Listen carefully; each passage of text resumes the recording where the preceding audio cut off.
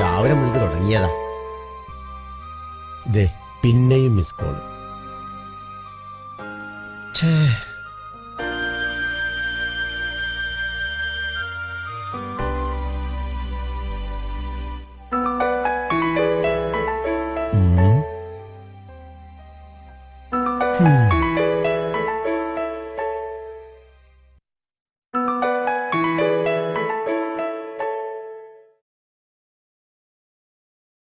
നാട്ടിന്ന് വൈഫാണ്. അവിടെ വെച്ചേക്ക്.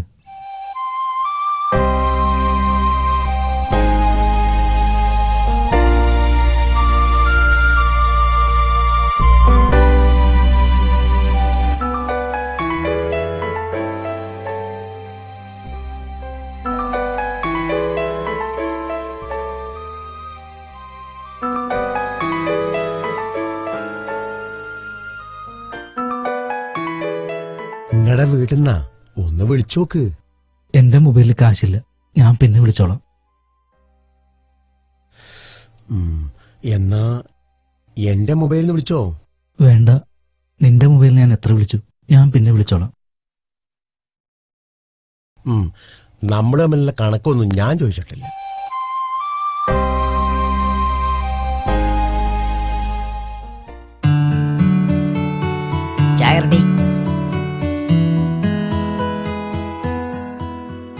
ഷൊർണൂരിലേക്കുള്ള യാത്രയ്ക്കിടെ പാസഞ്ചർ ട്രെയിനിൽ ദാരുണമായ ആക്രമണം. നമ്മുടെ പഴയകാല സുഹൃത്തുക്കളെ, പഴയകാല ഇപ്പോഴും സുഹൃത്ത്. തോബിയാസിന്റെ കേസ് അന്വേഷണത്തിൽ പുതിയ നീക്കങ്ങൾ എന്തോ നടക്കുന്നു കേട്ടു. സീരിയലൊടിഞ്ഞു. ഇപ്പൊ ACPയുടെ അന്വേഷണം തീർത്തും രഹസ്യമാണ്. നോക്കടാ, ആർക്കും ഒരു ഐഡിയ ഇല്ല.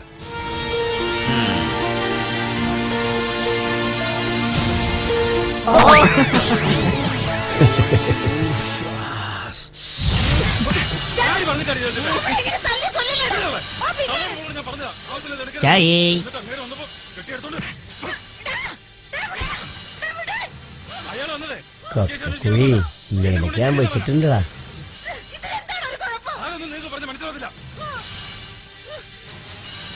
ഇനി അയാൾ എന്തെങ്കിലും ചോദിക്കാൻ ഇവിടെ വന്നാ അയാളെ മുന്നിൽ തൊള്ളയും പൊളിച്ച് നിന്നേക്കരുത്. പറഞ്ഞേക്കാം, നിങ്ങൾ കാരണം എനിക്ക് എന്തെങ്കിലും സംഭവിച്ചാൽ ചവിട്ടി കൊന്നത് കണ്ടിരുന്നു ഞാൻ.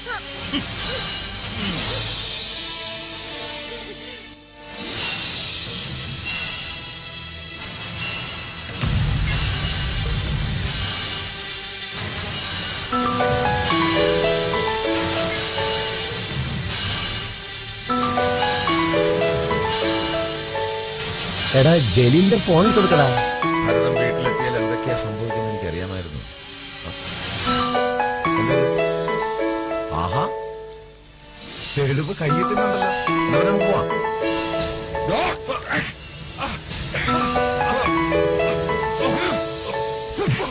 ടിവിയുടെ സൗണ്ട് ഓർക്ക്.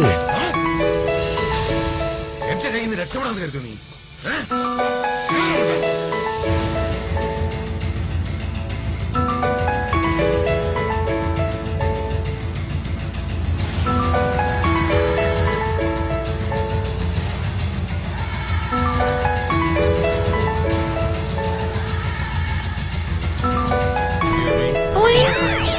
ഇവിടെ സ്റ്റാഫ് ഒരു സാബു ഉണ്ട്.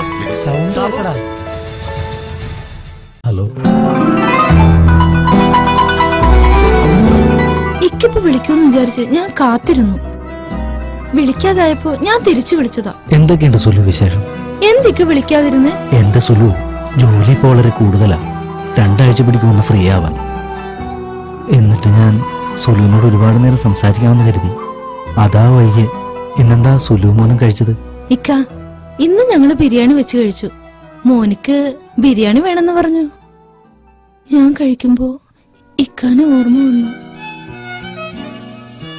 ഇക്ക ഇങ്ങടുത്തുണ്ടായിരുന്നെങ്കിലെന്ന് ഞാൻ വെറുതെ ആശിച്ചു. എന്റെ സുലു, ഞങ്ങൾ ഇന്നലെയും ബിരിയാണി വെച്ച് കഴിച്ചു.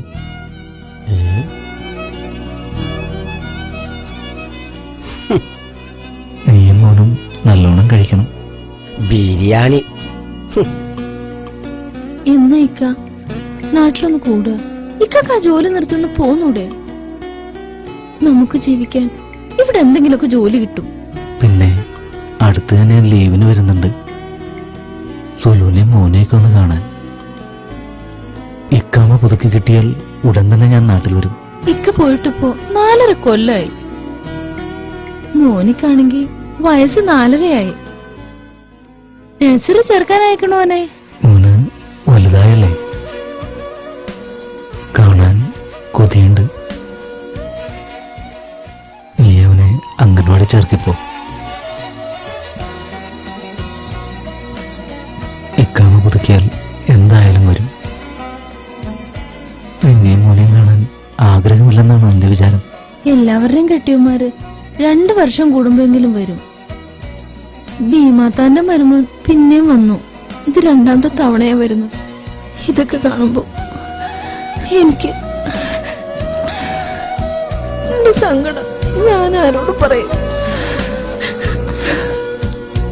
കരയില്ല സുലു, ഇക്കാമ കിട്ടാൻ നീ ദുആ ചെയ്യണം. ഇക്കാമ കിട്ടിയ ഞാൻ ഉടനെ വരും. മോനെ കാണാൻ വളരെ കൊതിയായി.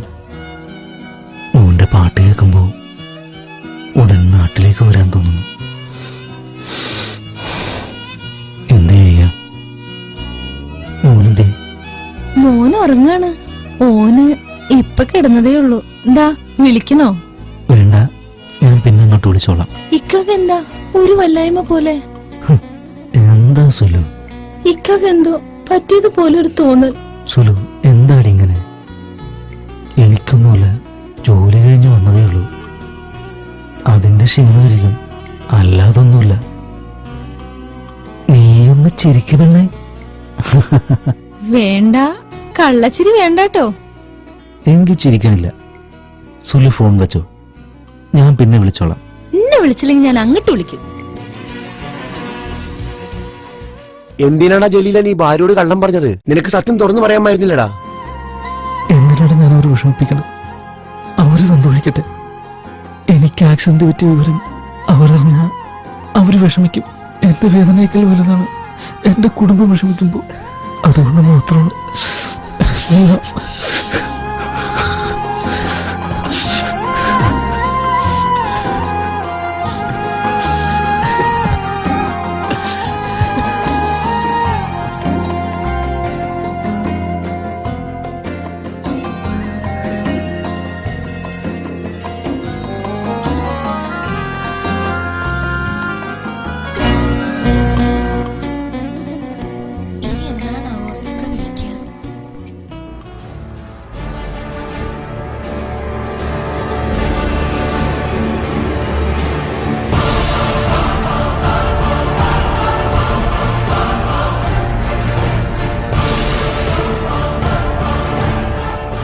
എന്താടി നിന്റെ കെട്ടിയോ പറഞ്ഞേ?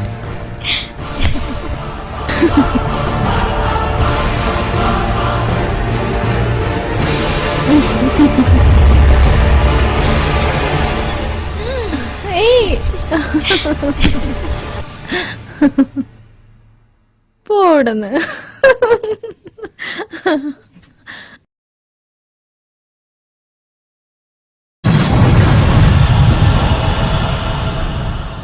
ജലീലേ,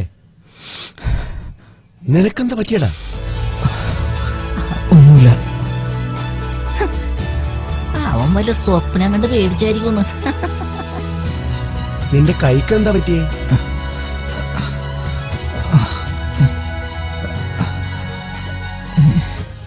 ഓ, ഒരു സ്വപ്നം കണ്ടതാ. ഓ ശ്ശേ, നാട്ടിൽ പോകാനായില്ലേ, അപ്പൊ സ്വപ്നങ്ങളൊക്കെ കാണും. ഓനവന്റെ പെണ്ണിനെ കണ്ട് പേടിച്ചതായിരിക്കും. അല്ല പിന്നെ ഇന്നത്തെ ഉറക്കം പോയി. ഇവൻ എന്താ പകല് സ്വപ്നം കണ്ടാലേ? അല്ല പിന്നെ അതെ, സമയം ഇനി ബാക്കിയുണ്ട്, ഞാൻ പോയി കിടക്കട്ടെ. ആ പിന്നെ, നീ എന്ത് സ്വപ്ന കണ്ടത്? പറയാൻ പറ്റാത്താണെങ്കിൽ പറയണ്ട. പെണ്ണിനെയാണോ കണ്ടത്? അല്ല, പേടിച്ച് ഒച്ച വെച്ചുകൊണ്ട് ചോദിച്ചതാ. ഓളാണ് കണ്ടത്. എനിക്ക് തോന്നി. ആ, ഞാൻ കിടക്കട്ടെ. പിന്നെ വെളുപ്പാങ്കാലത്ത് എന്റെ സ്വപ്നം ഫലിക്കുന്ന കാരണന്മാർ പറയണത്.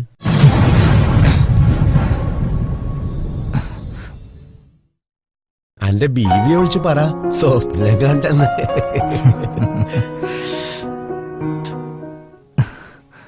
ഇക്കിപ്പോ വിളിക്കുന്നു വിചാരിച്ച് ഞാൻ കാത്തിരുന്നു.